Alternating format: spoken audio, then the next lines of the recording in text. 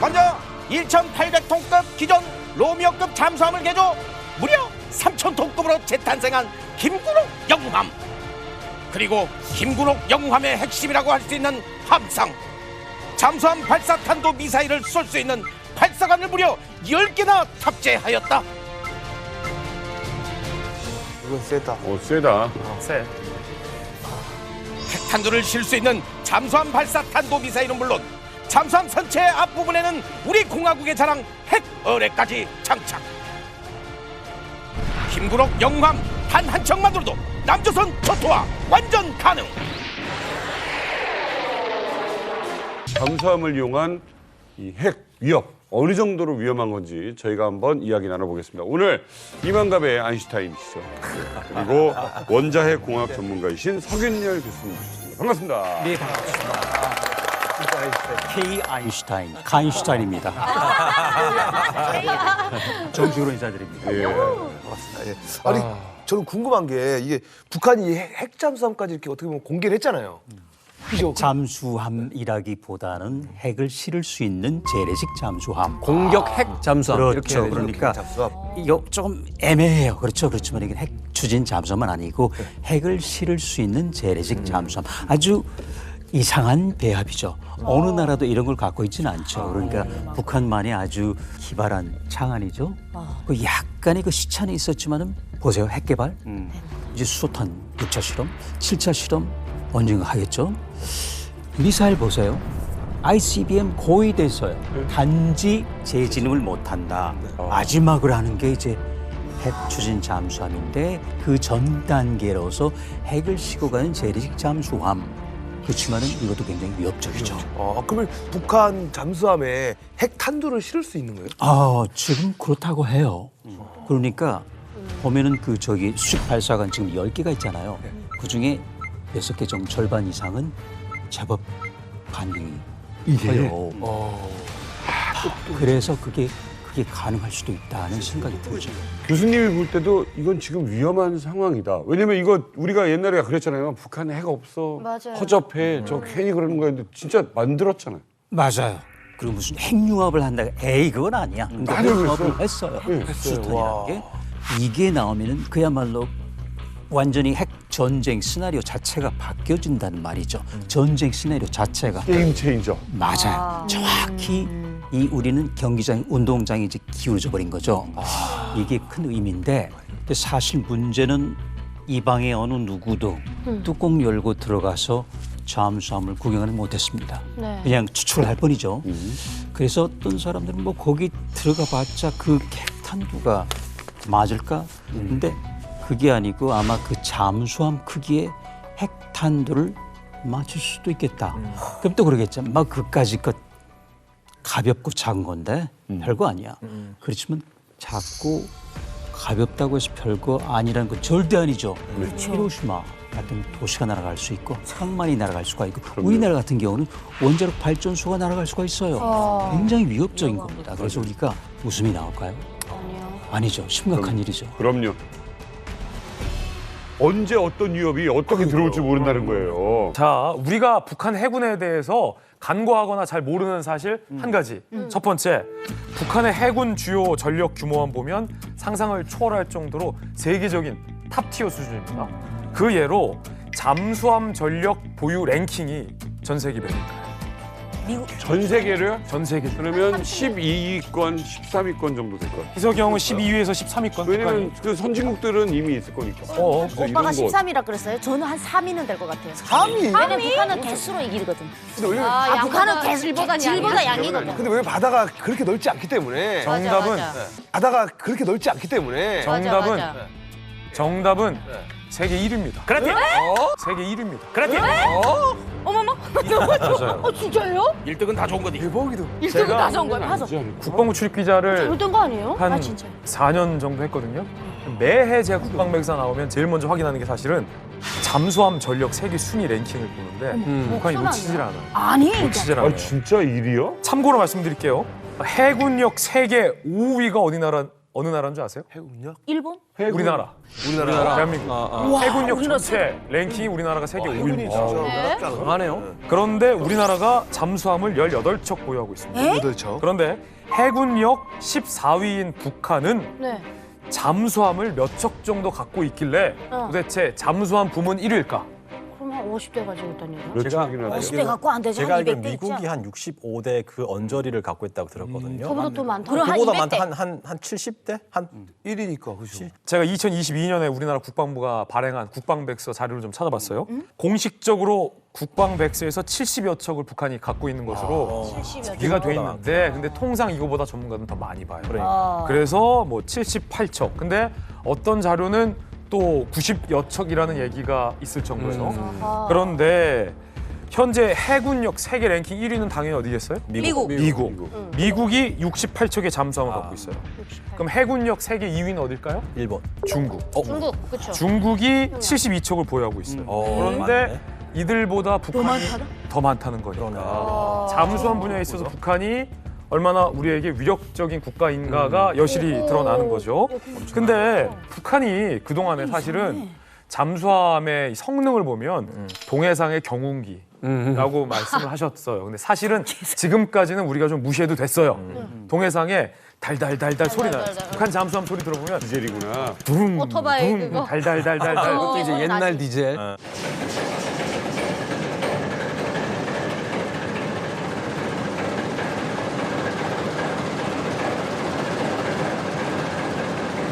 그래서 사람 몇 명만 실어 나르는 정도였는데 이번에 북한이 공개한 잠수함은 아까 교수님께서 정확하게 말씀해 주셨지만 전술 핵 무기를 탑재할 수 있는 공격형 핵 잠수함이라는 측면에서 지금까지 북한이 선보였던 대수만 많았던 잠수함과는 전혀 다른 의미다. 이렇게 말할 수 있죠.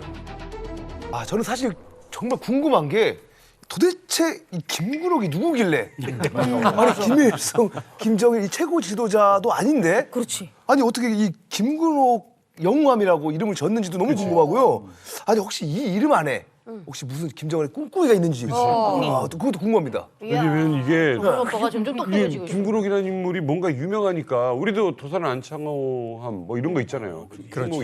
이순신 함. 누굽니까 도대체? 사실 김근옥이라는 사람은 6.25 때 미국의 이제 중순양함 볼티모호를 이제 격침시키는데 혁혁한 공을 세운 북한의 이제 해군입니다. 그래서 사실은 김근옥에 대한 그 기록 영화도 있어요. 저희 한번 보시죠.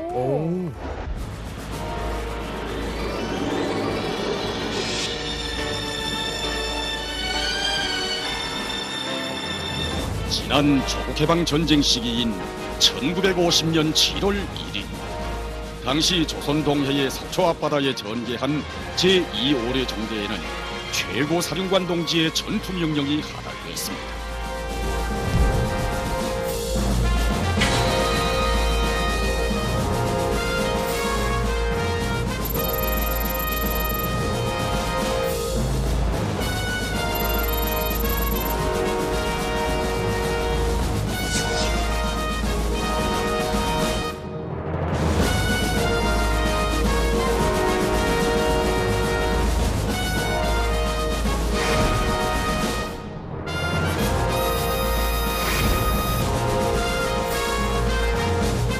저 때문에 이제 사실 6.25 전쟁이 발발한 지 한 일주일 정도 됐을 때 첫 이제 해군 첫 해군.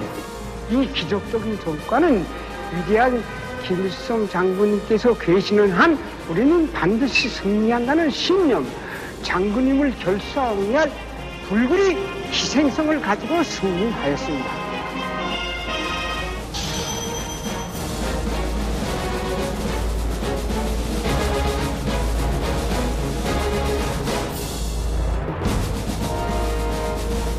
이게 참 북한이란 나라 전체가 집단 리플리 증후군에 빠진 것 같아요. 왜요? 어디까지가 진짜고 어디까지는 거짓말이지 모르겠어 이걸요. 그러니까 북한 측에서 뭐라고 얘기하고 있냐면 6.25 한국전쟁 터지고 난 다음에 뭐 일주일 후에 강원도 주문진 해전에서 미 중순양함 볼티모호를 격침했다. 네. 이 세계 해전사의 뭐 영웅적인 뭐 업적이다라고 나와 있는데 조금만 검색해 보면 나와 USS 볼티모어를 치면은 네. 1941년도에 건조가 된 다음에 1946년도에 퇴역을 해요. 오 마이 갓. 어디 갔어?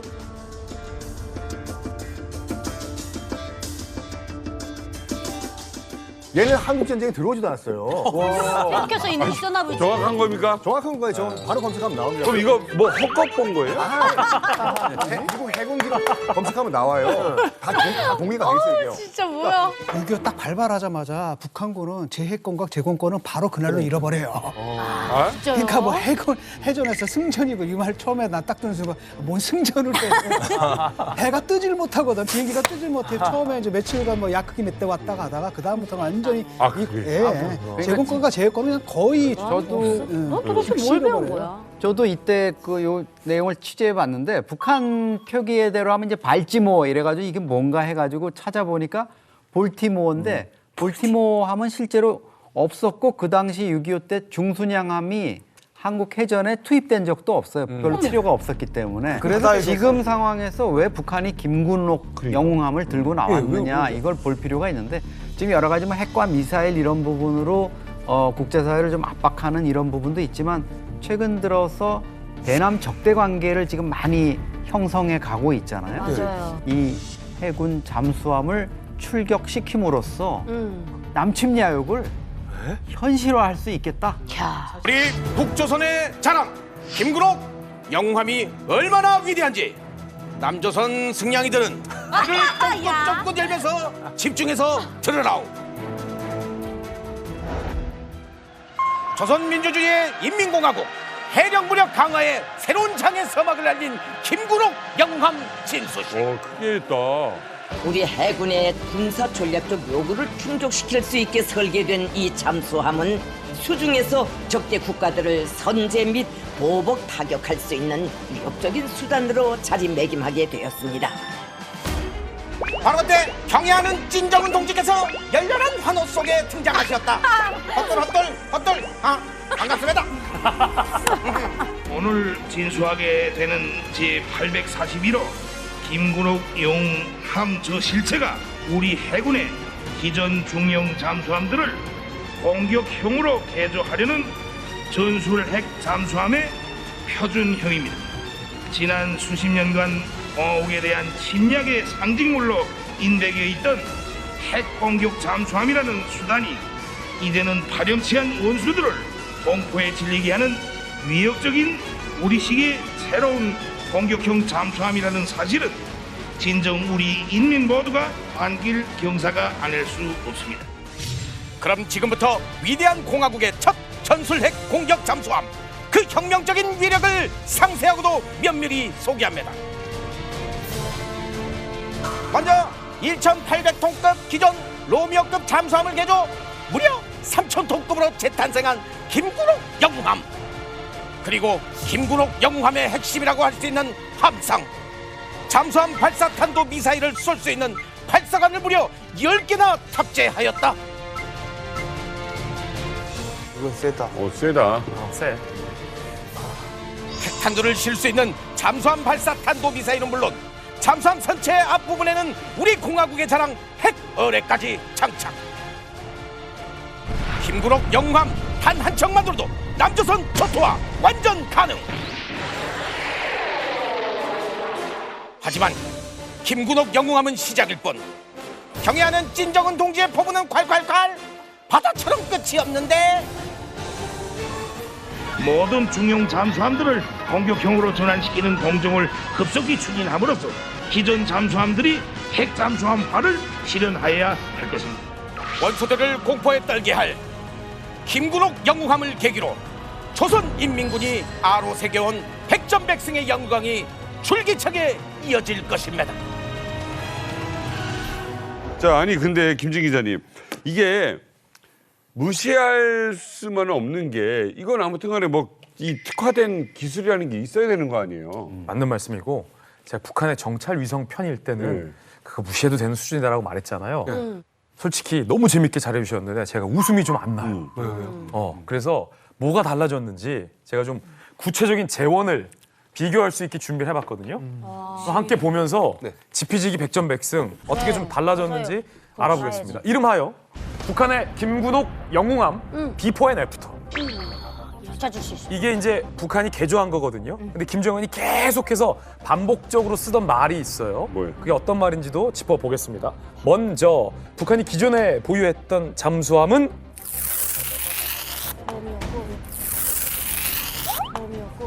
자, 이게 비포입니다. 북한이 1970년대부터 도입했던 로미오급 이 러시아, 소련 스타일 잠수함입니다. 기존에는 뭐 북한이 주력으로 보유했던 잠수함이 이 로미오급 잠수함입니다. 길이가 뭐 한 76.6m 정도 되는 잠수함이고요. 사실은 소련이 연안 방어를 위해서 만든 방어용 잠수함이라고 볼 수 있습니다. 그래서 뭐 어뢰도 한 2-3기밖에 들어가지 않고 그닥 위력적이지 않은 잠수함이었어요.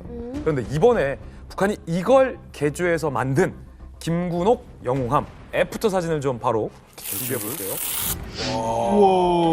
색깔이 일단 달라졌어. 자, 이게 어떤 게 차이점이 일단 가장 눈에 띄어요? 길이요, 길이. 그렇죠. 10m가 더 길었어. 이렇게 확 바뀌었습니다. 일단 가장 눈에 띄는 게 이 잠수함의 직경은 거의 비슷해요. 근데 직경은 비슷한데 길이가 확연하게 쫙 늘어났죠. 한 9에서 10m 정도 더 늘었습니다. 그러니까 이거를 잘라서 길이를 더 연장했다라고 볼 수 있는 거죠. 좋네요. 가능하죠. 가능하죠. 화면으로 보면 북한의 SLBM 미사일이 이렇게 나열돼 있는데 김군옥 영웅함의 외관을 분석해 보면 이번에 북한 잠수함에 실릴 수 있는 SLBM의 종류가 뭘까 분석해 보면 큰 발사관 쪽에는 중거리 미사일인 북극성 3, 4, 5호 나머지 작은 발사관 6개에는 미니 SLBM을 각각 탑재할 수 있지 않을까라고 추정될 수가 있습니다. 그런데 김군옥 영웅함이 한 대가 아니라 만약에 6대에서 7대 정도 북한이 증산을 해서 쥐도새도 모르게 동해바다와 우리 남해바다에 SLBM을 딱 조준하고 우리 쪽을 향해서 공개 위협을 한다면 여기서부터는 답이 없는 거예요.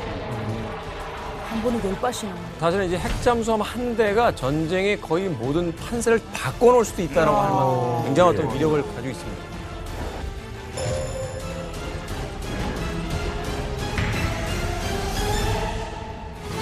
오늘의 진수식은 우리가 신형 핵추진 잠수함을 건조하는 데 못지않게 우리의 족수들에게 부담스러운 일이 될 것입니다.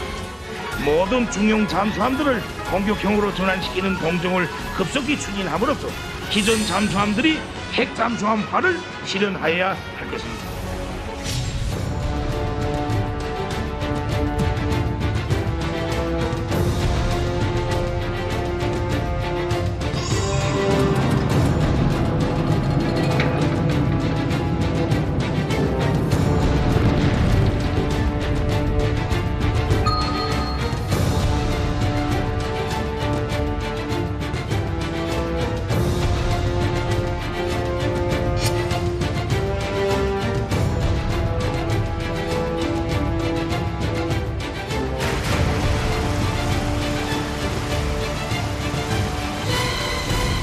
아니 이게 보니까 지금 어마어마하거든요. 그죠. 아니 근데 이 북한이 공개한 이 김군옥 영웅함도 핵 추진 잠수함인가요? 아닙니다.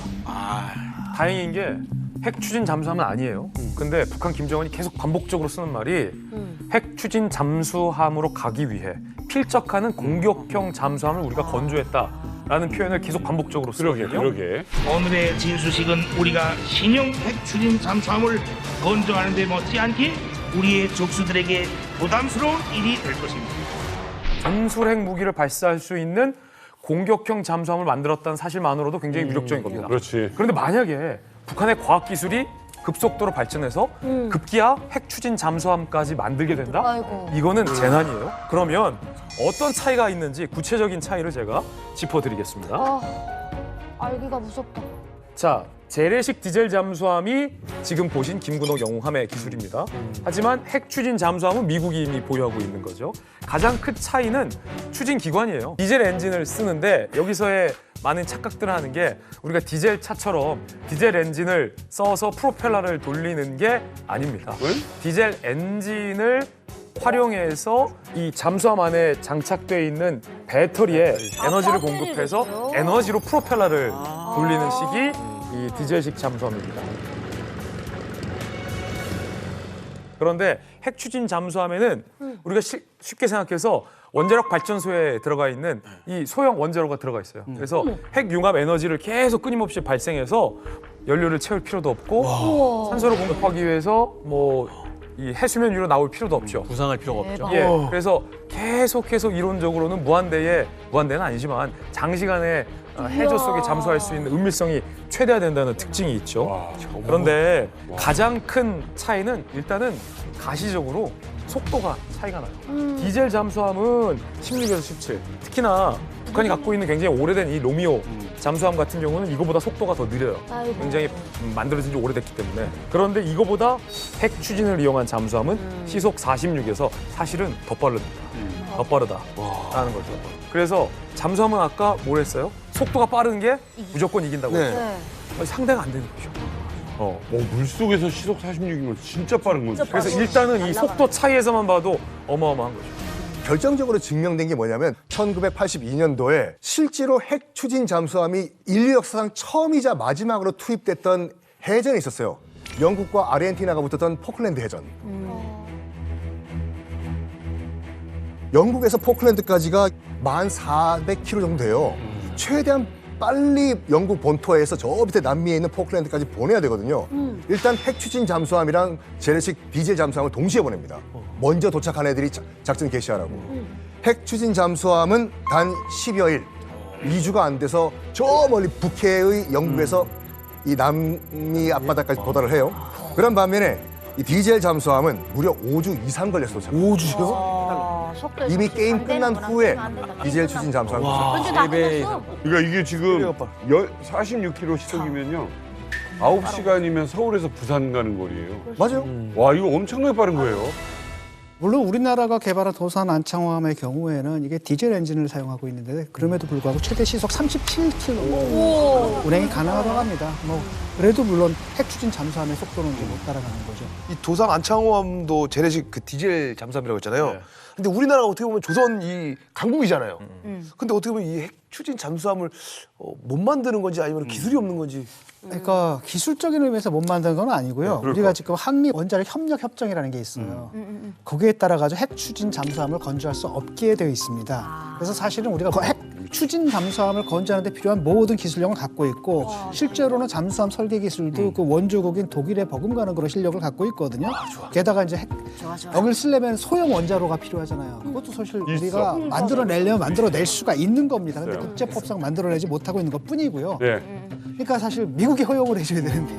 그러니까 우리 전투기를 만드는 나라인데. 네, 미국이 이제 허용을 안 해주는 거죠. 왜냐하면 이게 사실 전략무기이기 때문에 이게 된다면 결국은 뭐냐면 우리 국내에서 쏘는 게 아니라 먼 바다까지 가거든요. 이게 몇 달 가면 미국 앞도 가고 뭐 전세 유럽도 가고 다 가는 거란 말이죠. 이런 기술이기 때문에 사실 미국에서 굉장히 민감하게 예민하게 생각하는 거거든요. 수소하고 산소를 결합하면은 이게 연료 전지가 되는 거예요. 그러니까 물이 산소 수소로 돼 있잖아요. 분해를 하는데 만약에 이걸 연소시키려면 굉장히 많은 산소가 필요한데 그걸 안 돼요. 그렇기 때문에 결국은 떠야 되는데 뜨다 보면 이게 잠수함 아니죠. 그렇죠. 이 수상함이 되는 거예요. 그 순간에. 그렇죠. 일반적으로 사람들이 맞아요. 디젤 엔진도 있는데 왜 굳이 배터리까지 달고 가느냐 이렇게 얘기하는데 맞아요. 디젤 엔진을 쓰려면 계속 공기를 끌어들여야 된단 말이에요. 산소를 끌어들여야 되니까 물 위에 떠 있어야 되잖아요. 아니면 잠수함 안에다가 산소를 그렇게 많이 싣고 다닐 수가 없으니까. 그러니까 물 바깥에서 디젤 엔진을 돌려서 그렇죠. 배터리에다 집어넣고 동력을 가라앉아서 배터리로 돌아다니고 하이브리드.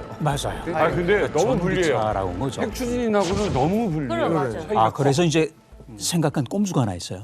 너무 노출되니까 그러지 말고 우리 스노클링이라는 거 있잖아요. 우리 그 저기 스노클링 있잖아요. 그것만 하고 하면은 잘 안 보여요. 그걸 가지고 한 다음에 잔뜩 산소를 끄집어 당겨가지고 발전해서 충전한 다음에 그리고 그래서 이제 아까 우리 기자님 말씀하신 건 2주, 3주까지도 가니까 제법 긴 거죠. 그래서 이제는 그 굳이 수상함이라고 하는 그 저기 불명예를 안지 않고도 공기가 가능하게 된 거죠. 그런데 2-3달 또는 6달하고는 비교가 안 되기 때문에 아직은 그렇다고 그렇죠. 잠수함 영화에 가장 많이 등장하는 씬이 어떤 씬이냐면요. 잠수함이 가다가 구축함을 만나요.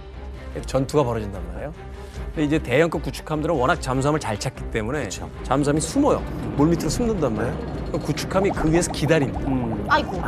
자, 여기서 시간이 가는 거예요. 이 잠수함이 뜨기 전에 구축함이 못 찾고 사라지면 잠수함을 살 수 있죠. 영화에 시동 끄고 가만히 있지. 그렇죠. 시동을 걸면 벌써 소리도 잡히고 그러니까 기다리는데 그 앞서 이야기한 것처럼 이 핵 추진 잠수함이라면 여기서 이론적으로는 영원히 안 올라오니까 구축함이 그냥 가야겠죠. 하지만 디젤 잠수함일 경우에는 언젠간 올라와야 되거든요. 그러니까 그 위에서 기다리니까 사실은 여기서 승패가 또 나버리는 거예요. 아하, 재밌다.